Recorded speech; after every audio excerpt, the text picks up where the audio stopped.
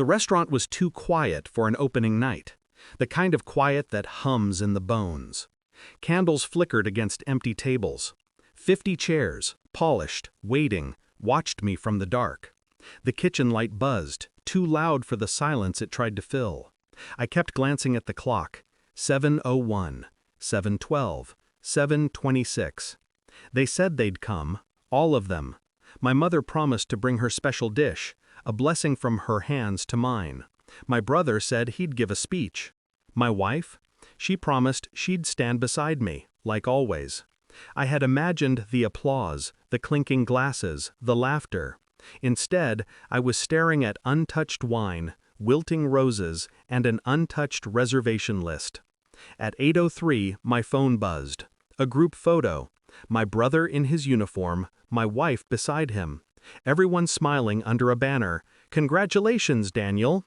They hadn't forgotten. They'd chosen.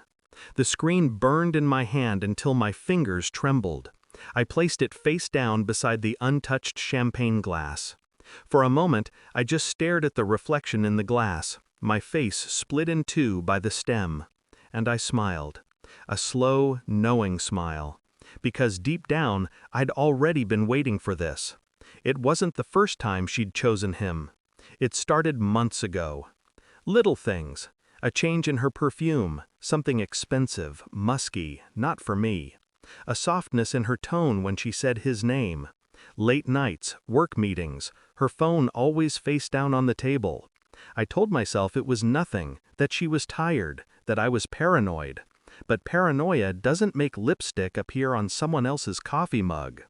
The night before the opening she'd said, "I'm proud of you." Her hands were warm, her eyes steady. And I believed her, because I needed to.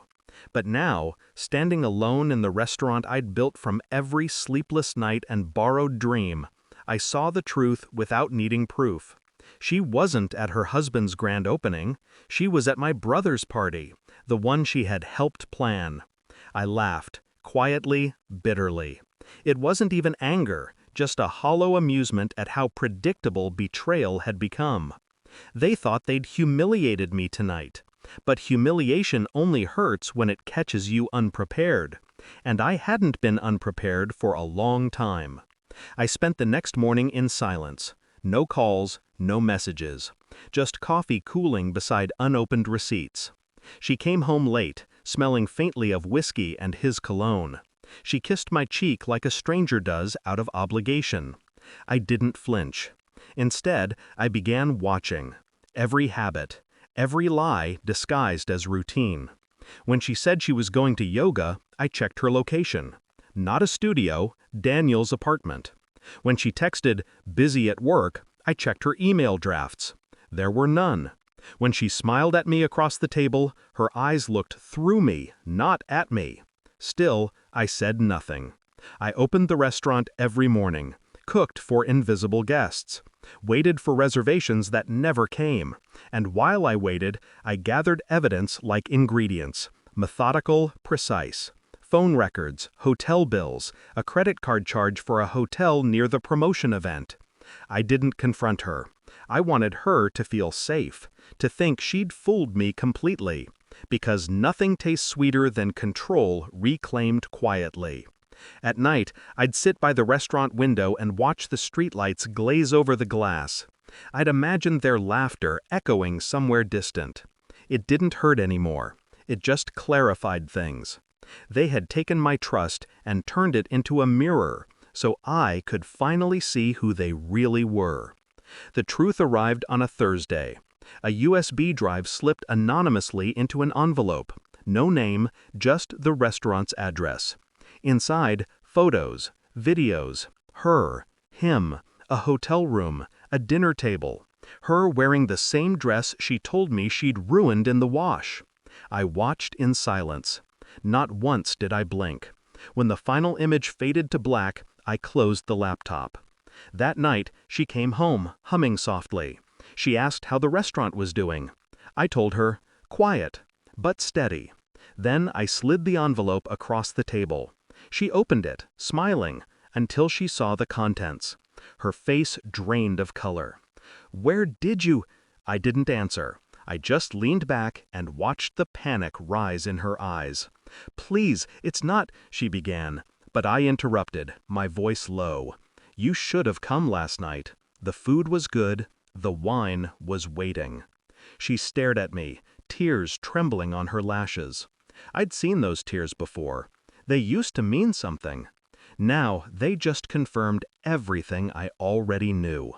I didn't yell, didn't curse. I simply said, "Tomorrow, I'm announcing a partnership dinner. You'll be there." She hesitated, unsure, but agreed. Guilt is obedient when cornered. The next night, the restaurant was full, for the first time. Friends, investors, journalists, cameras flashing, and her, sitting beside Daniel, smiling, pretending everything was fine. When I took the microphone, I thanked everyone, spoke about loyalty, perseverance, and the price of trust. Then I clicked the remote. The projector lit up the wall behind me.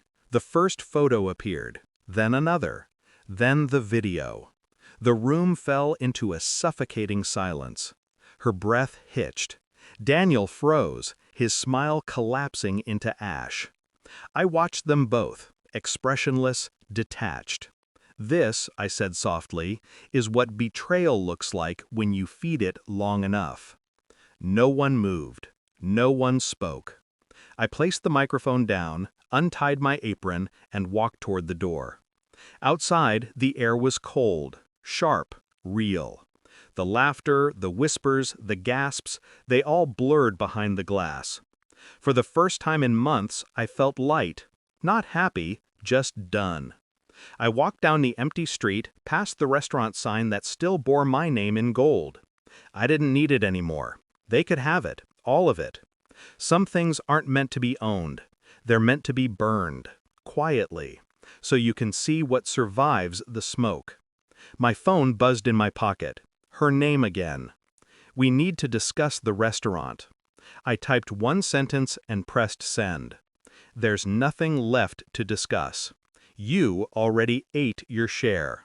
Then I turned off the phone and kept walking. The night swallowed me whole, finally, mercifully, alone.